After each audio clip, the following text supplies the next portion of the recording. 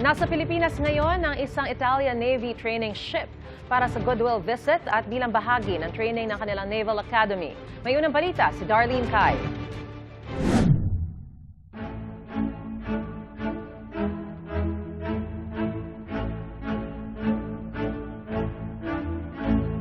Ang tinaguriang most beautiful ship in the world nakadaong ngayon sa Pilipinas.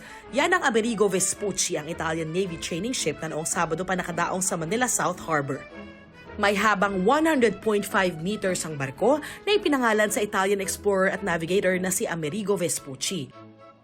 Kahoy ang deck planks, detalyado rin ang exterior ng barko.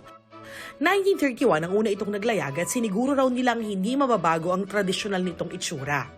The tradition is one of the most important part of our history, of our culture. So they choose to keep the ship in a traditional way and not modernizing it like all the other ship. Taon-taong naglalayag ang barko papunta sa iba't ibang bansa para sa goodwill visits at bilang bahagi ng training ng mga nasa Italian Naval Academy. Ngayon, halos 300 ang nakasakay dito kabilang ang kanilang mga kadete.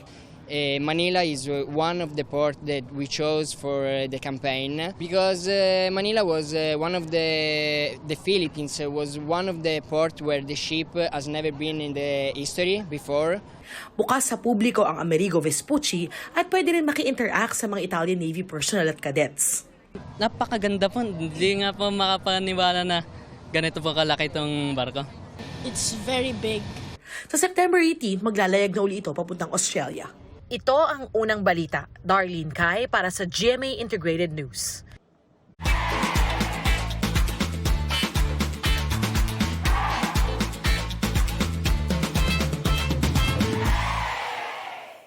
Mga kapuso, para una ka sa mga balita, mag-subscribe sa GMA Integrated News sa YouTube.